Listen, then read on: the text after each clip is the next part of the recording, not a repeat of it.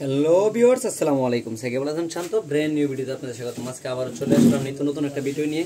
আজকের ভিডিওতে আমি আপনাদেরকে দেখাবো যে এলজি একটা ব্যালেন্ডার দেখতে পাচ্ছেন, এলজি ব্লু ম্যাজিক নামে একটা ব্যালেন্ডার আমার কাছে চলে আসছে লাইভওয়্যার। তো এটা হচ্ছে মেড ইন ইন্ডিয়া একটা ব্লেন্ডার। আর এই পাশটা দেখতে পাচ্ছেন, এখানে লেখা আছে চ্যাম্পিয়ন, আর সাথে লেখা আছে আমাদের হচ্ছে 750 ওয়াট। এইটা আমি খুলে নিলাম। খুলে নেওয়ার পরে আমি ফার্স্ট টাইম যেটা বলবো আপনাদেরকে, এখানে দেখতে পাচ্ছেন ক্লাসিক এপ্রিল প্যান, তারপর হচ্ছে পাওয়ার রেটিং। এখানে হচ্ছে দেখতে পাচ্ছেন 1000-1200 ওয়াট এরকম দিয়ে রাখছে, বাট এগুলা সবগুলোই হয়। আর এখানে হচ্ছে দেখতে পাচ্ছেন 750-এ টিক করা আছে, মানে এটা 750 ওয়াট। এখানে পাওয়ার রেটিং 30 মিনিট পর্যন্ত একটা ইউজ করা যায়। আর সাথে যে প্রাইস লিস্টটা দেওয়া আছে, এটা হচ্ছে 18,000 টাকা মূল্য দেওয়া আছে। 18,000 টাকা বাংলা হয়তো বা এত টাকা তো আমার হওয়ার কথা না, 4,000 টাকা 5,000 টাকা দাম এগুলো দিয়ে রাখছে, এর বিষয় না। এটা সব মিলিয়ে এখন হচ্ছে আমরা এটা প্রবলেমটা আমি যদি আপনাদেরকে দেখাই, এসি কোডটা চালু করে এটা হচ্ছে চলতেছে না, সেই বিষয়টা আমি দেখাবো কী কারণে চলতেছে না। দেখতে পাচ্ছেন আমাদের ব্লেন্ডারটা কোনোভাবে রানিং হচ্ছে না।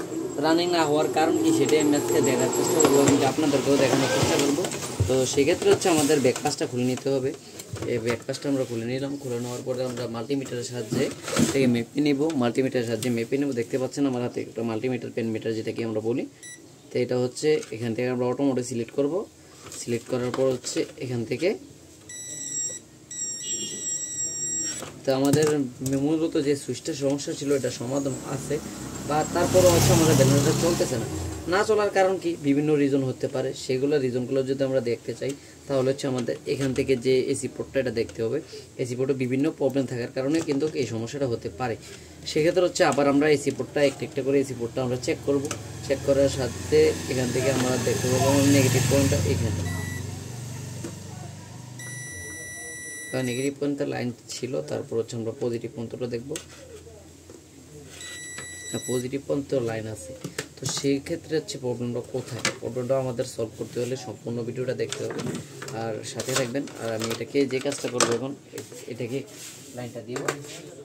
লাইন দেওয়ার পরে আমরা দেখতে পাচ্ছি আমাদের লাইনটা এখানে আসতেছে না, এখনও আমাদের লাইনটা চালু হয়নি। সেক্ষেত্রে হচ্ছে আমরা এখানে ক্লিন করব, তারপর দেখব না এটাতে কোনো প্রবলেম নাই। তারপর হচ্ছে আমাদের কানেকশনটা চলতেছে না চলার কারণ যে এখানে আমি দেখব বিভিন্ন কারণে এগুলো না চলতে পারে।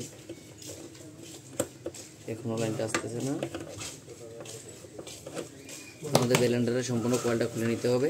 সম্পূর্ণ কয়েল খোলার পরে আমরা জানাচ্ছি আপনাদেরকে, সম্পূর্ণ কয়েলটা খুলবো। খোলার পরে আমি দেখাচ্ছি যে প্রবলেমটা কী। সেক্ষেত্রে সাথে থাকুন। দেখতে পাচ্ছেন আমরা সম্পূর্ণ কন্টিনিউ করে এটা ধরে ফেললাম রূপটা। সেটা হচ্ছে এখান থেকে দেখতে পাচ্ছেন আমাদের কেবলটা সম্পূর্ণ নষ্ট ছিল। কেবলটা নষ্ট থাকার কারণে আমাদের ব্লেন্ডারটা রান হচ্ছিল না। সেক্ষেত্রে আমি এক্সটার্নাল একটা কেবল নিয়ে নিলাম। এক্সটার্নাল কেবল নিয়ে এটাকে চেক করবো। তারপর পরবর্তীতে আমরা এখানে কেবল লাগিয়ে ব্লেন্ডারটা ইউজ করব। সেক্ষেত্রে হচ্ছে দেখতে পাচ্ছেন আমি এখান থেকে ব্লেন্ডারটা চালু করব।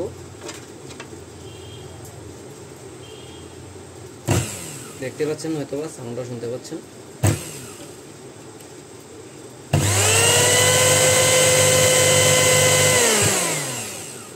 তো আশা করি আপনারা সবাই বুঝতে পেরেছেন কিভাবে আমি কাজটা করে নিলাম। যদি আমার ভিডিওটি ফলো করেন বা ভিডিওটি দেখেন, তাহলে অবশ্যই কাজটা করতে পারবেন। এ পর্যন্ত সবাই ভালো থাকবেন, সুস্থ থাকবেন। খুদা হাফেজ।